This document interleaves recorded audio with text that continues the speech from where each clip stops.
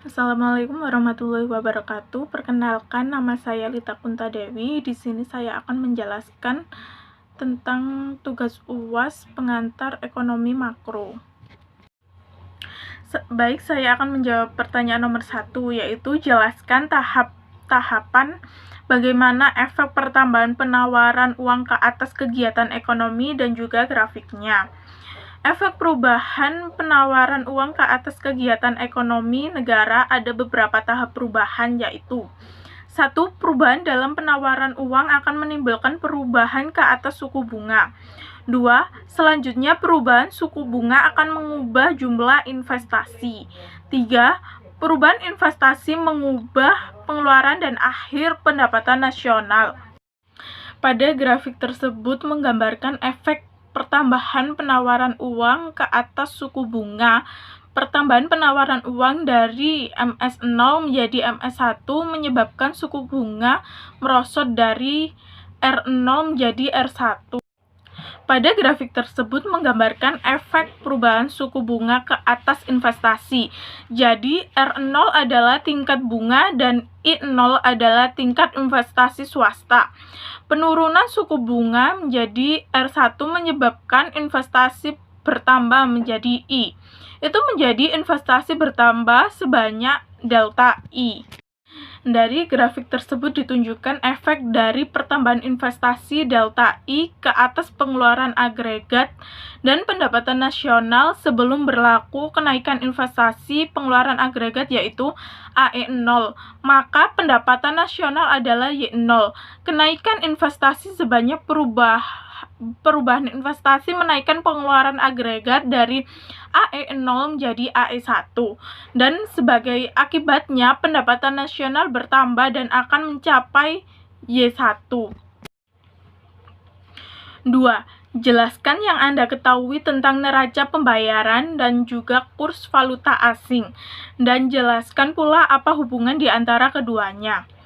Neraca pembayaran adalah suatu catatan aliran keuangan yang menunjukkan nilai transaksi perdagangan dan aliran dana yang dilakukan di antara suatu negara dengan negara lain dalam suatu tahun tertentu.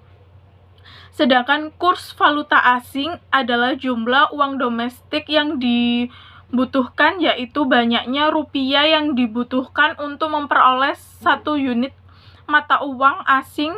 Kurs valuta asing ini menunjukkan harga atau nilai mata uang suatu negara dan dinyatakan dalam nilai mata uang negara lain. Dan hubungan di antara keduanya yaitu sistem penentuan valuta asing ini menimbulkan efek yang berbeda ke atas neraca pembayaran. Sistem kurs pertukaran yang ditentukan oleh mekanisme pasar berkecenderungan akan menyebabkan ketidakseimbangan yang terus-menerus dalam neraca pembayaran.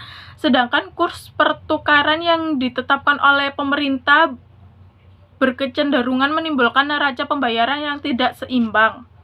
Yang terakhir yaitu nomor 3. Salah satu efek dari globalisasi adalah dapat menghambat pertumbuhan sektor industri terutama di negara berkembang.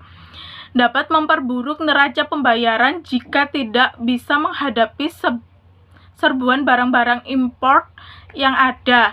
Dapat memperburuk proses pertumbuhan ekonomi jangka panjang, yaitu pembangunan ekonomi dan lain-lain. Menurut Anda, strategi apa yang harus dilakukan pemerintah dan juga kita bersama dalam menghadapi era globalisasi seperti sekarang ini? Menurut saya, strategi yang dilakukan pemerintah dan juga kita dalam menghadapi era globalisasi seperti ini yaitu 1. Mencintai produk dalam negeri. 2. Menyaring budaya asing sesuai dengan panduan nilai, norma, dan keyakinan agama. 3. Memahami nilai-nilai kebangsaan dan Pancasila dengan baik.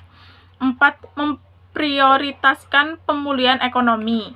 5. Meningkatkan daya potensi nasional.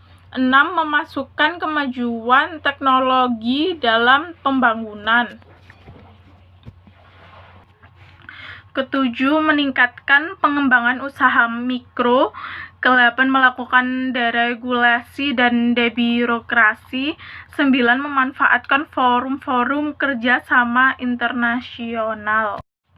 Sekian jawaban dari saya. Terima kasih. Apabila ada kesalahan, mohon maaf. Wassalamualaikum warahmatullahi wabarakatuh.